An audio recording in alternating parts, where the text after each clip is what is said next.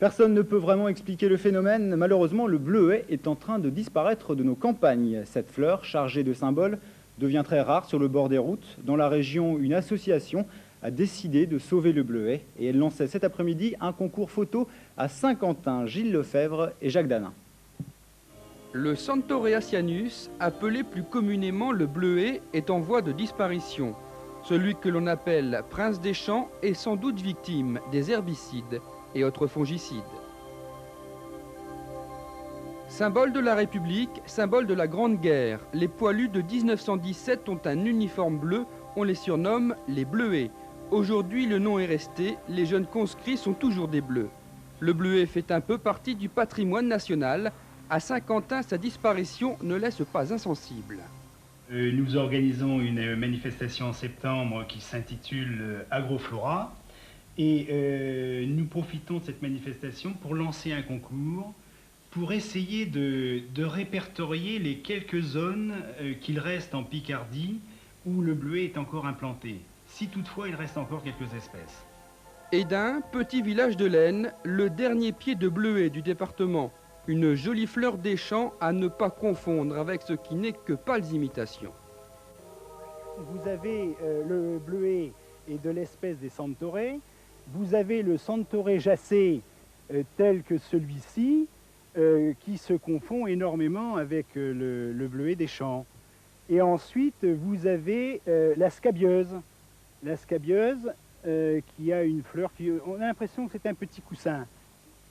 Si le bleuet se fait si discret, c'est peut-être qu'il tient aussi à justifier ces deux symboles, l'humilité et la timidité.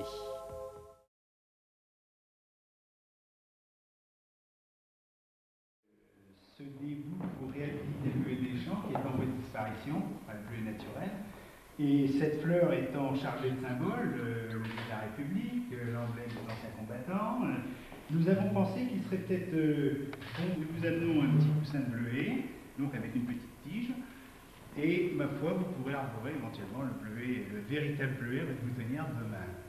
Alors voilà un petit peu la démarche de l'Édin, en vous disant quand même que bon, depuis 89, eh bien, la multiplication se déroule très bien, et que le Conseil général a passé un article sur le bleuet des champs, qui nous a valu un nombreux courriers, et donc même avec une demande pour avoir des graines.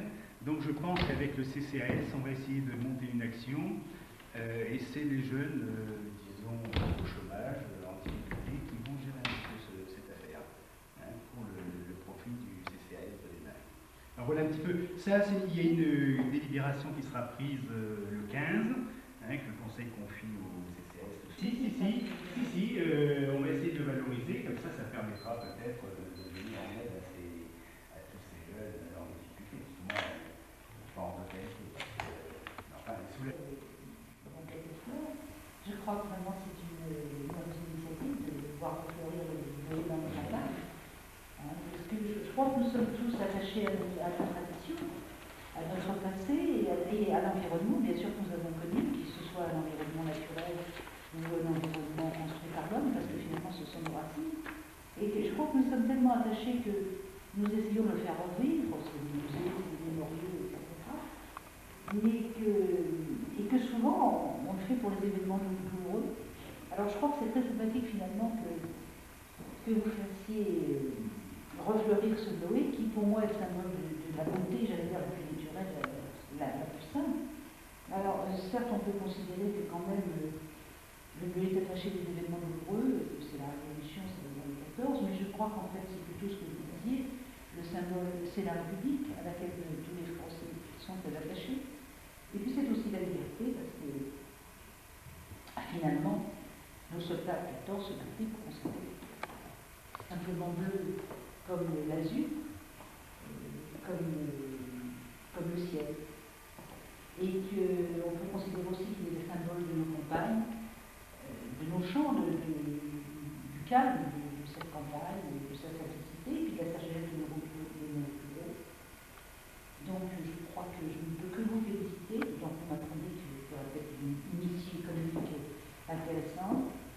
Et puis je pense que la petite commune de l'État, enfin petite, que ça, elle va être fleurie, hein, en sort rehaussé.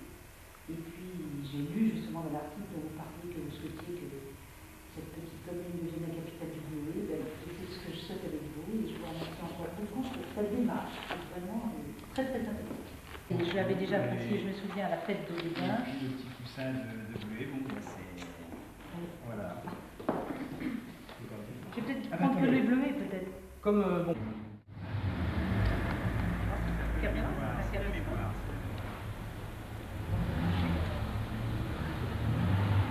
Il y a le son.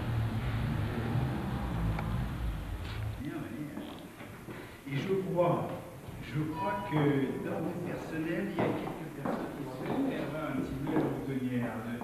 Ah, ben, je suis... Il me semble, je me souviens d'une personne, je ne sais plus qui,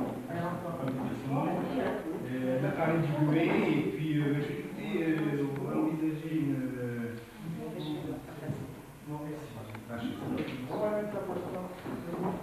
Oui.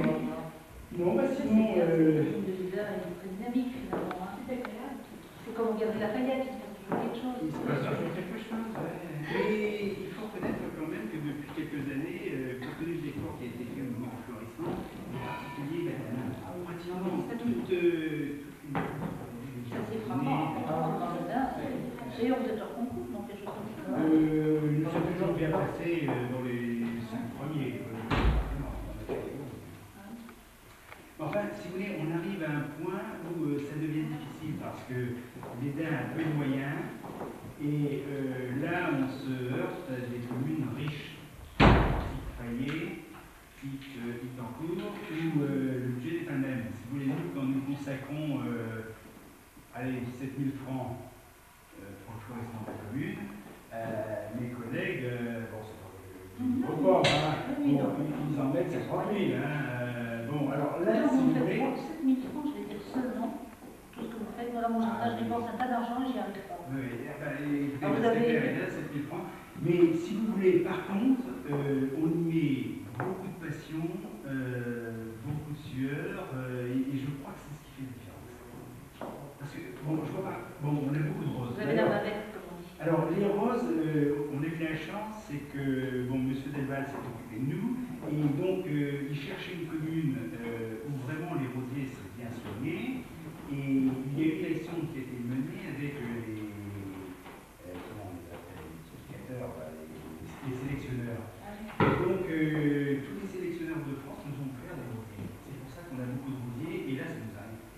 Oui, puis il faut conseil, Et M. Delval, il faut conseil. Tous les ans, il vient, il dit qu'on paye comme ça, qu'on met ceci, qu'on met cela. Et alors, vous pensez que c'est des gens qui... Comment?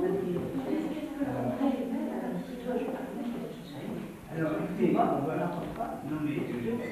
alors, je crois que pour les yeux, on se servait... Oui, de l'eau bleuée. Voilà. Voilà. Alors, maintenant, il faut voir, maintenant. Si vous voulez... Il y a des choses qui en place, mais maintenant, je ne sais pas. Par exemple...